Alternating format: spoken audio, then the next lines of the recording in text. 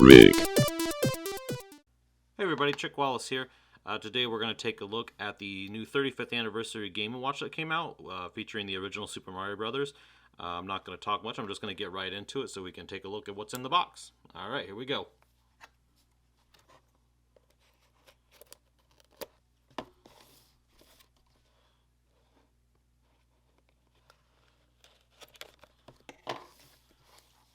So this outer part is actually a slipcover with the Mario Brothers on it. When you take it off, it actually goes back to looking like the original Game & Watch boxes. In fact, it just says that the game on it is Ball, which actually it has Mario Brothers, but they wanted to fashion it like the older ones. So here's the back of the box. So it does feature the original Mario Brothers The Lost Levels, the original Game & Watch game Ball. That's the very first Game & Watch game, and of course, like the old Game & Watches, it does actually have a clock on it. So let's open this up and take a further look. It says, "Special thanks to you," right inside the box. I wonder if that's on both sides. Let's see if it's on both sides. Nope, just on the one side. Oh, first thing pops out is a charging cable. I think it's a USB-C. It may be the shortest cable I've ever seen in my life. Wow, that is a very short cable. I can fit it entirely on the screen. That's maybe a foot, almost exactly a foot, maybe less, I don't know. But it makes sense. You don't really need a long cable for this. Doesn't look like it comes with a charging brick, just the cable, but you can always just charge it off your computer. Or I'm sure, just like everyone else, you have probably 20 bricks at home. Alright, let's get the box out of the way. There is a user guide. I don't think we need that. And let's see. He's in there somewhere. There it is.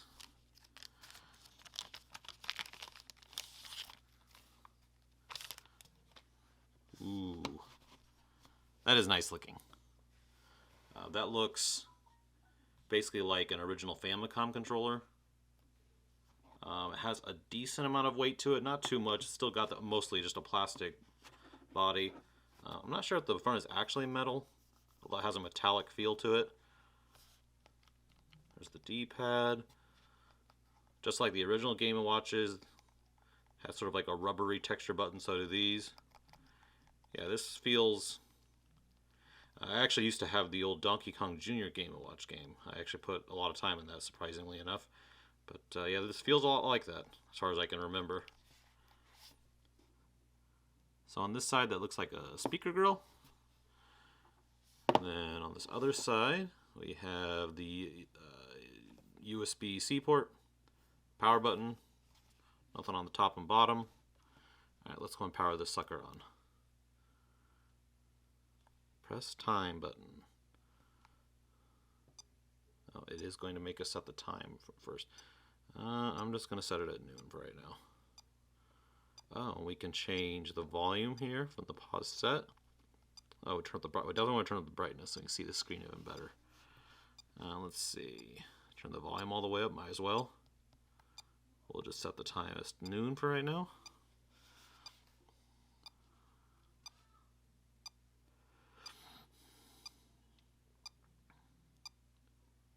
It's got some sort of a second counter that keeps going around in circles. How do we start? Press game at the top. Oh, and that brings up Mario Brothers 2, and the original Ball. Let's take a quick look at Mario Brothers. Yep, that's Mario Brothers. Let's take a look here.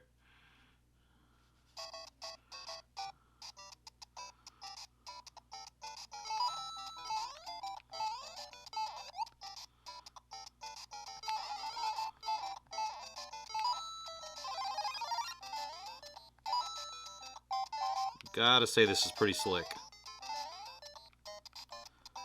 I heard some people say the screen resolution isn't the exact same as the original NES, which they felt like resulted in a softer image. But to me, I mean, it's pretty darn clear. mean, I definitely would have no complaints about playing on this. I should have got my Game Boy Micro out. I'm not sure if this screen is about the same size as that. Might actually be a little bigger than the Game Boy Micro.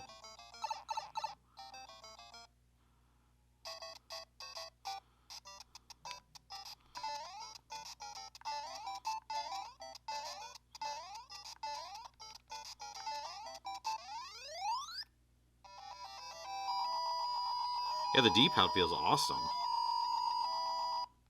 Nice and chunky, has some good presses. Like I said, these buttons are more like a rubbery feel, which isn't normal for a controller, but it still feels pretty good. I believe I heard that it will keep where your game is at. It will actually use like a suspend point so that you can go right back to that game. So let's see if that works. We're going to play Mario Brothers 2, which if you're not familiar with that, that's actually Japanese Mario Brothers 2, which we eventually got as Super Mario The Lost Levels on the Mario All-Stars collection. But they decided it was too hard for American audiences, and that's how we got our version of Mario Brothers 2, which is just a reskinned Japanese game. But basically, Mario Brothers 2 is like, I don't know, kind of like a Mario Brothers expansion pack. Just basically the original Mario, but with much harder levels. Oh, yep. That shows you how much I remember about it. The very first mushroom was a poison mushroom. So, yeah, the game kind of likes to mess with you in that way. So let's see if I can go back after I suspended. Yep, we are right where it was at. That is cool. Oh, so that, I feel like that makes this a lot more viable. I wasn't sure how much I would actually use it if I had to do all this in one sitting, but I feel like with the ability to suspend it like that, it definitely makes it much more viable. Yeah, this is cool.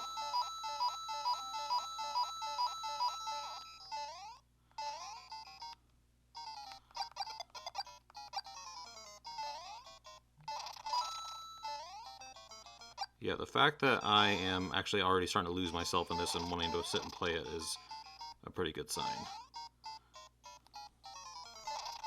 It plays very nicely on this.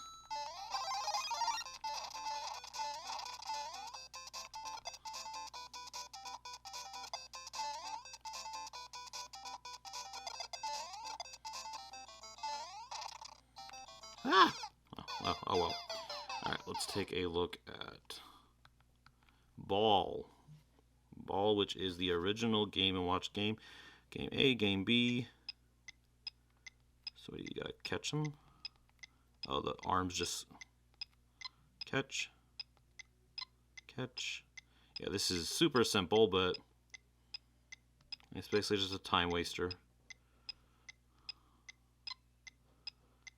So essentially you catch them and you're just, I guess you're just juggling basically.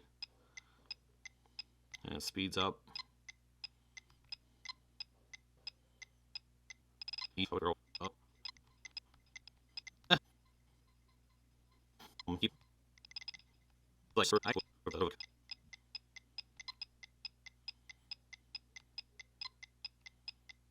Oh, shoot. Alright. No, I'm curious. I'm curious if Game B has the original Game & Watch guy playing it. How do I will choose it? Oh, there we go. Oh, that just has 3 balls. Okay. So no matter what, you do have a Mario head character, which I believe the original one would have just been the Mr. Game & Watch guy, that generic looking guy, or something like that.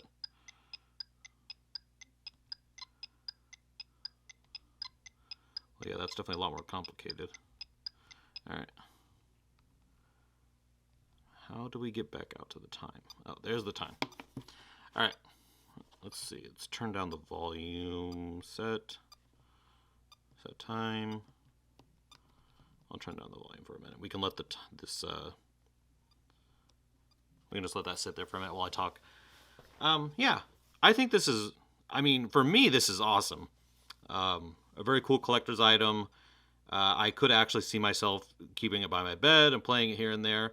I mean, an ideal use would be like, I'm not sure if you've ever been at someone's house or if you yourself have, one of those baskets you keep in the bathroom for like reading material. I mean, I could see slipping one of these in there. But I would say that brings us to the main problem of this, which is the price. I think at $50, It's definitely not something you want to just lay around, because you've made a decent investment on what is basically an anniversary collectible. So honestly, I'm not exactly sure who the best person this would be for. I think for the enthusiast, it's a cool collector's item, but the enthusiast already has probably plenty of devices that can play the original Mario and Mario 2 and so forth and so on. I mean, you can play those games on pretty much the last three major Nintendo consoles and their handhelds. So it's not like you've been deprived of playing these games. And I mean, I could see this making it into people's like stocking stuffers, things like that, because it would be a cool gift to give to someone who maybe was into Nintendo as a kid and want to revisit that. But then again, that's the problem, is that it seems too expensive for the casual audience, but it also seems to provide an experience that the core audience doesn't really need. So I don't know. It's kind of stuck somewhere in the middle. I like it. I don't regret getting it. I think that if they had included the USA version of Mario Brothers 2 and Mario Brothers 3, then I think it would have gone into the range of being an absolute no-brainer, a super fun thing to have with you at all times. But as it stands, I think this is probably best for the enthusiast collectors. I can't imagine the average person wanting to drop $50 on this. I feel like the NES Mini was probably a better value for the casual audience who wanted to revisit these old games, whereas this just really seems like it's more geared towards the collector. But, well, all right. Well, tell me what you think. I'm actually curious what you would think would be the right price point for this. I think $50 is too much. I don't know how high of a quality of device they could have put out for something like $20. It seems like maybe they could have stretched themselves and done something like around 35. I feel like that would have done a better job of probably attracting that sort of casual audience. But let me know what you think down in the comments below. And if you would like to, please consider subscribing and all that jazz. All right, I will talk to you later. Have a great rest of your day.